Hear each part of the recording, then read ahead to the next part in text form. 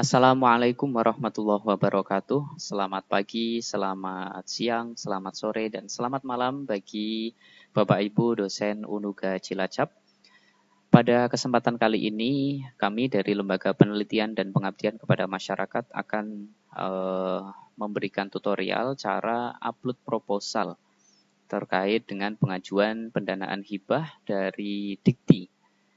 Nah, Bapak Ibu, dalam pengajuan proposal tahun 2022 ini, sebagaimana surat yang sudah diumumkan dari Kementerian bahwa pengajuan itu bisa dilakukan dari tanggal 25 Januari sampai tanggal 10 Februari tahun 2022. Nah, adapun bagaimana caranya? Yang pertama adalah silakan Bapak Ibu membuka browser, baik itu dari Opera, dari Mozilla atau yang lainnya. Nah, untuk laman linknya itu berbeda dengan tahun yang kemarin, karena link tahun ini itu adalah simlitapmas.kemendikbud.go.id. Sedangkan yang dulu itu adalah simlitapmas.ristekdikti gitu ya, .go.id. Jadi pastikan ini linknya betul Bapak Ibu. Nanti jika salah, maka yang ada adalah seperti ini. Kalau dulu adalah simlitapmas.ristek.brin.go.id, maka nanti pasti akan ditemukan internal server error karena linknya sudah berubah. Jadi yang betul adalah yang ini, simlitapmas.kemendikbud.go.id. Sementara link yang lama sudah tidak bisa diakses. Nah, Bapak Ibu, nanti tampilan di laman utama dari menu simlitapmas.kemendikbud.go.id adalah seperti ini. Jadi di atas ini ada login NG 2.0, yang kedua ada login saja. Jadi untuk pengajuan proposal kita loginnya di NG 2.0. Kita klik saja. Nanti akan muncul seperti ini Bapak Ibu, ada nama pengguna, ada password, kemudian ada penjumlahan. Nama pengguna nanti bisa diisi NIDN dari Bapak Ibu semua. Ini berdasarkan nama pengguna dan password yang sudah diberikan dari operator perguruan tinggi masing-masing. Nama pengguna diisi NIDN, passwordnya ini adalah bawaan dari operator gitu ya, yang sudah diberikan kepada Bapak Ibu.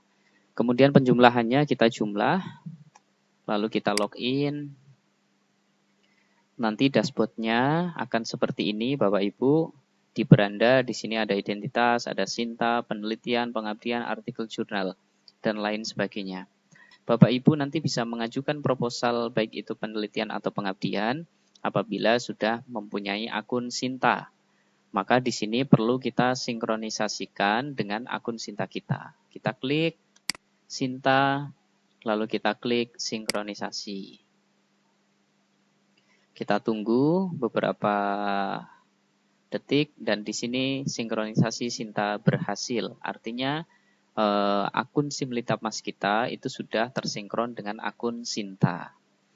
Nah, di bagian kiri ini ada beberapa menu, Bapak Ibu. Ada beranda, ada penelitian, ada pengabdian, ada pelaksanaan kegiatan, riwayat usulan, pendaftaran reviewer, dan logout.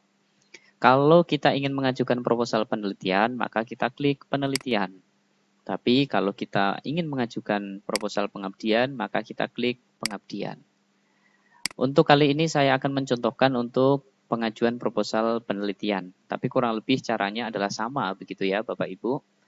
Kita klik saja menu penelitian, lalu kita klik usulan baru, karena di sini ada beberapa menu, ada usulan baru, usulan lanjutan, perbaikan usulan, SPTB, laporan kemajuan, laporan akhir, dan ada juga identitas PRN, arsip, rekap luaran. Nah, kalau kita ingin mengajukan proposal, maka kita klik saja usulan baru. Saya ataskan dulu biar nanti terlihat. Kita klik usulan baru, maka di sini nanti akan ada keterangan. Kalau Bapak Ibu belum mensinkronkan akun Sintanya, maka di sini nanti masih merah. Tetapi karena tadi sudah saya sinkronisasikan akun Simlitapmas saya dengan Sinta, maka di sini sudah tercentang hijau. Artinya sudah sudah tersinkron. Kemudian status pegawai aktif mengajar, tanggungan kegiatan tidak ada. Ini kalau ada tanggungan kegiatan penelitian sebelumnya, maka di sini nanti akan ada keterangannya juga Bapak Ibu. Kemudian di sini pastikan untuk tahun 2022 ini, karena berbeda dengan tahun-tahun sebelumnya, perbedaannya itu di mana? Biasanya pengusulannya itu di tahun ini, tapi pelaksanaannya di tahun depan. Nah, khusus untuk tahun 2022 ini berbeda. Jadi pengusulannya tahun 2022, pelaksanaannya pun juga tahun 2022.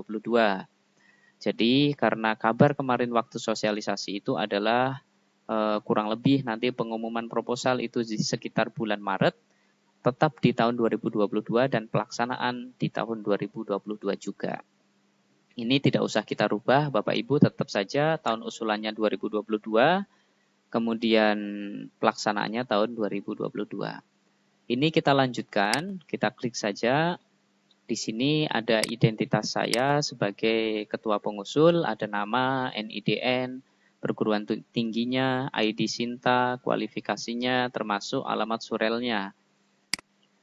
Kemudian skema penelitian yang bisa diikuti oleh perguruan tinggi Unuga, yang dalam hal ini adalah perguruan tinggi yang masih binaan. Ini skemanya ada beberapa skema, ada PK PT, ada penelitian disertasi doktor, pasca doktor, dan lain sebagainya. Nah, kali ini saya nanti rencananya akan mengajukan proposal dengan skema penelitian dosen pemula. Oke, kita ke bawah saja Bapak Ibu. Nanti di sini bisa kita tambahkan publikasi artikel jurnal internasional kalau ada, publikasi artikel jurnal nasional, ini misalnya saya tambah gitu ya. Nanti kita tinggal mengisi saja judulnya, nama jurnalnya apa, jenis publikasinya, apakah publikasi internasional atau nasional terakreditasi atau nasional tidak terakreditasi, dan lain sebagainya. Di sini perannya apakah sebagai first author, penulis utama, atau co-author, atau hanya sekedar corresponding author. Tahun publikasinya kapan, kemudian volume terbitannya itu volume berapa, nomor berapa, dan disertai dengan URL artikel kita, termasuk ISSN jurnalnya juga. Setelah itu baru kita unggah. Nah, apa pentingnya data ini Bapak Ibu? Data ini nanti berperan penting, mohon maaf, data ini nanti itu berperan penting terhadap penilaian rekam jejak kita sebagai seorang peneliti. Tapi di sini nanti tidak saya isikan satu persatu karena nanti video durasinya jadi panjang gitu ya.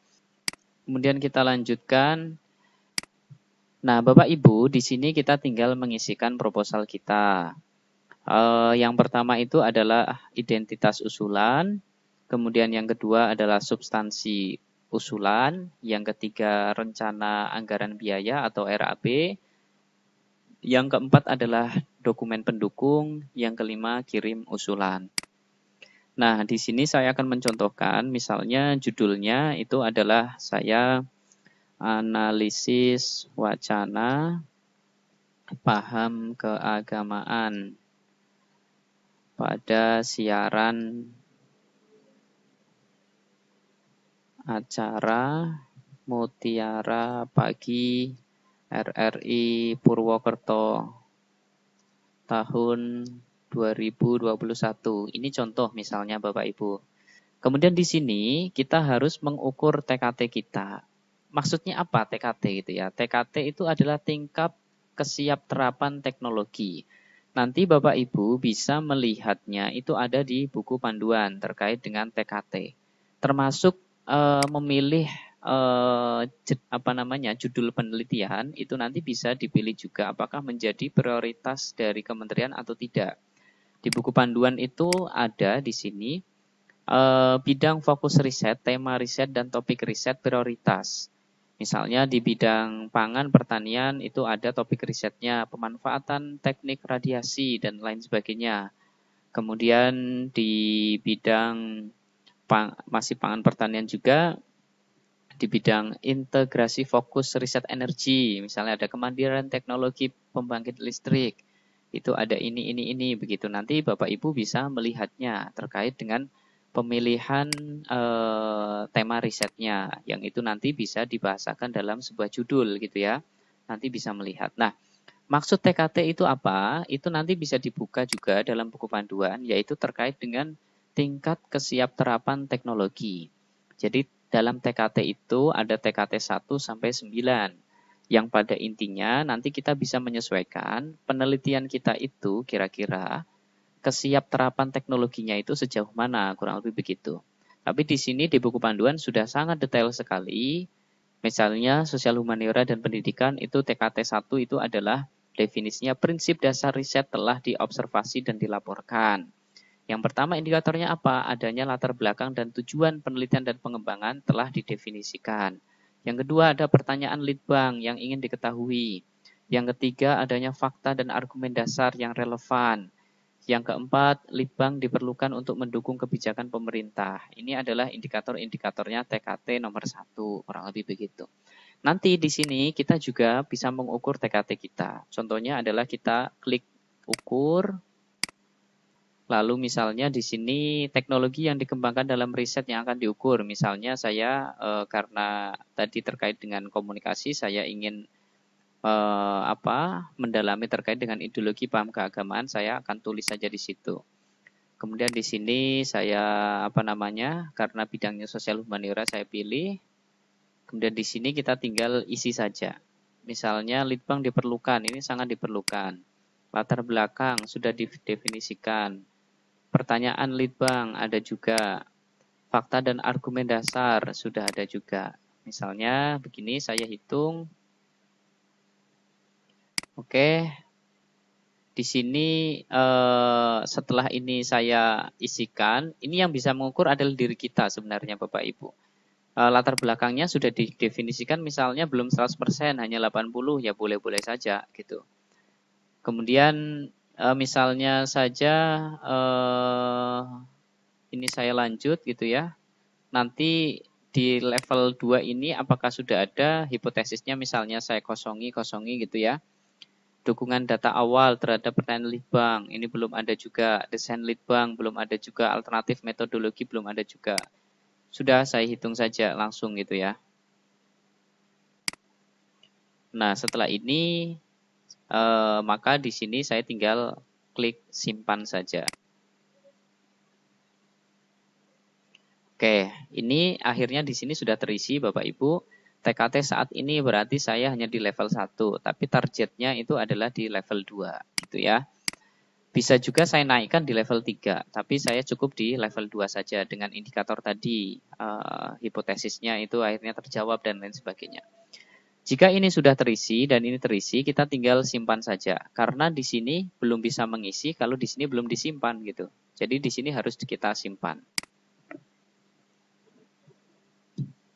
Oke, Bapak Ibu sudah saya simpan, kita tinggal mengisi yang ada di sini. Nah, bagi Bapak Ibu untuk yang skema PDP, maka nanti skemanya adalah kompetitif nasional. Jadi jangan desentralisasi, jangan penugasan gitu ya. Ingat di kompetitif nasional. Kemudian program penelitian ini kita pilih, kita penelitian dosen pemula. Kemudian rumpun ilmunya kita pilih. Misalnya saya sosial humaniora, kemudian di sini ilmu sosial saya pilih. Di sini saya pilih ilmu komunikasi. Kemudian SBK-nya, ingat kalau PDP adalah tidak ada pilihan lain, SBK riset pembinaan atau kapasitas gitu ya. Yang maksimal itu adalah 20 juta. Kemudian bidang fokus penelitian, ini kita pilih juga apakah pangan, kesehatan, energi, pertahanan, teknologi informasi dan komunikasi. Nah, misalnya saya akan memilih ini saja, sosial humaniora, seni budaya, pendidikan, penelitian lapangan dalam negeri tapi yang kecil. Lalu bidang fokus PRN-nya, ini kita pilih, kita klik, apakah pangan, energi, kesehatan, transportasi, rekayasa keteknikan. Ini saya pilih sosial humaniora. Kemudian tema penelitiannya adalah pembangunan dan penguatan sosial budaya misalnya ya. Apakah di sini topiknya ada yang masuk hubungan internasional, identitas, mobility, komunikasi publik di era revolusi teknologi, sepertinya adalah ini kita masuknya ya. Kita klik saja. Kemudian lama kegiatan ini 1 tahun. Karena PDP tidak multi years tapi hanya monotahun gitu ya. Jadi hanya 1 tahun. Rencana jumlah mahasiswa yang terlibat dalam kegiatan MBKM. Ini misalnya saya akan melibatkan 3 mahasiswa gitu ya. Di sini ada keterangannya maksimal 5 orang. Jadi ini harus melibatkan mahasiswa. Kemudian setelah ini terisi semua, Bapak Ibu, kita tinggal klik lanjutkan. Nah, maka nanti data akan tersimpan dan juga kita akan menuju ke laman selanjutnya, yaitu terkait dengan identitas usulan gitu ya. Oke Bapak Ibu, untuk selanjutnya di identitas ketua ini kita harus isi uraian tugas dalam penelitian dari masing-masing, ada ketua dan anggota. Misalnya untuk ketua ini tugasnya adalah wawancara, misalnya wawancara, kemudian misalnya ini saja sebagai contoh gitu ya. Saya simpan.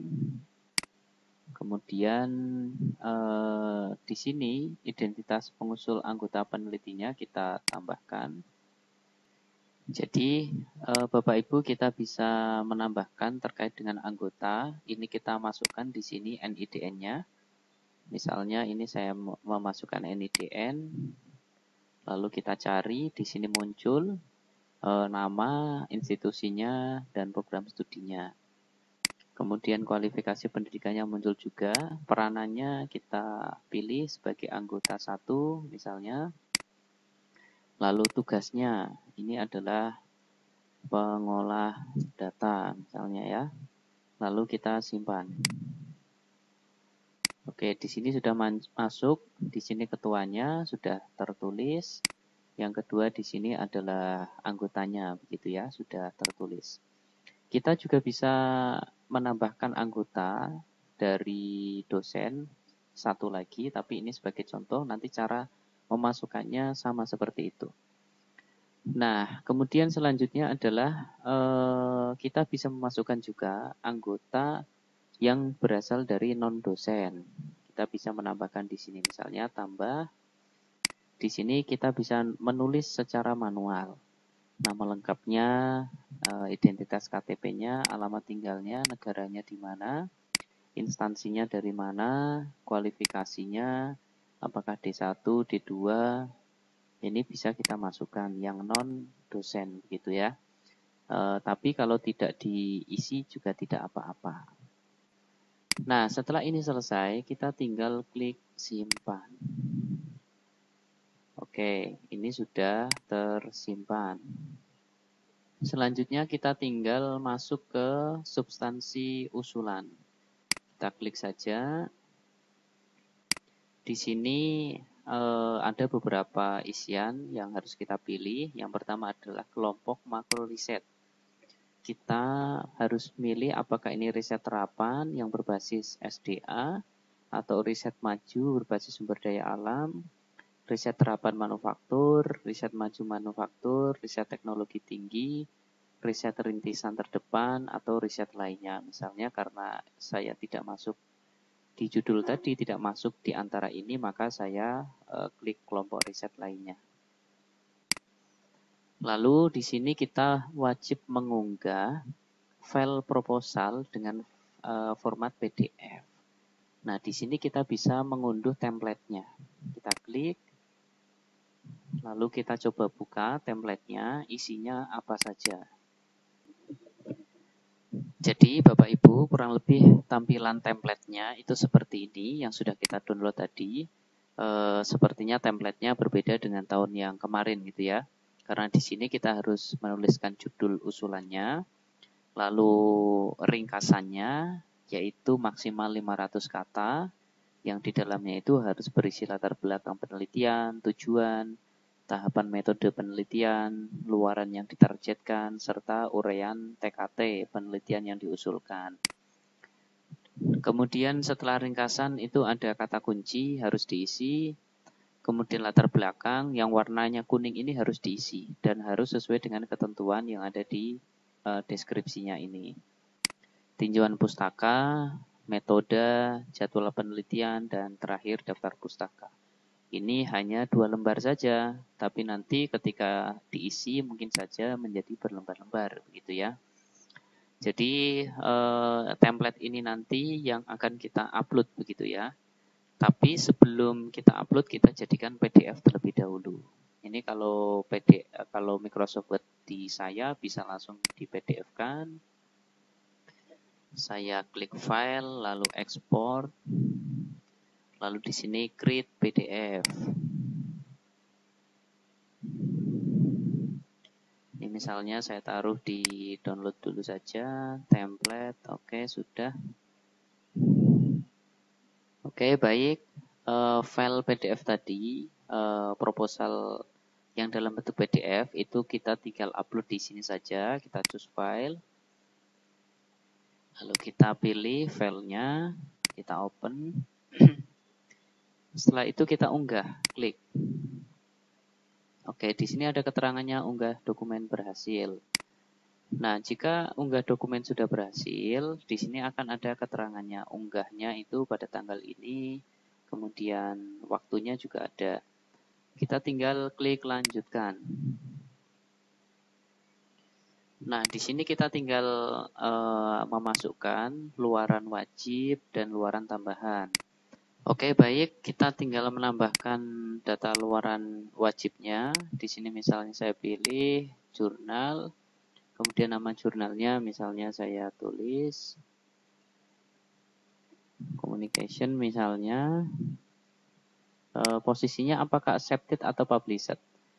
Ini perbedaannya. Kalau accepted ini adalah kita cukup menggunakan surat keterangan dari Shift Editor gitu ya. Tapi kalau terpublish atau published ini itu artikelnya itu sudah final, sudah terbit gitu.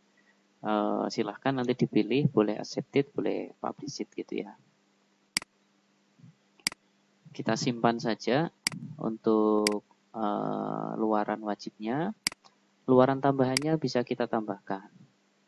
Misalnya di sini ada beberapa pilihan, bisa berupa paten, paten sederhana, naskah akademik, publikasi di jurnal internasional Q1, buku cetak hasil penelitian, dan lain sebagainya.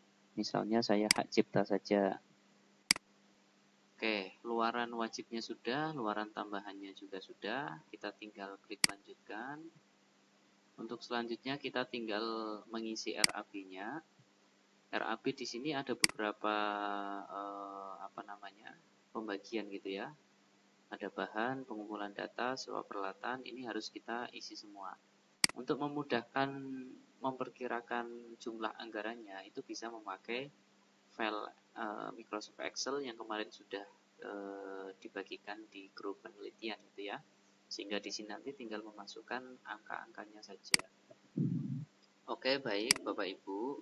Untuk selanjutnya di laman RAB ini itu ada ketentuannya bahwa untuk PDP itu minimal adalah 12 juta, maksimal adalah 20 juta sesuai dengan SPK-nya.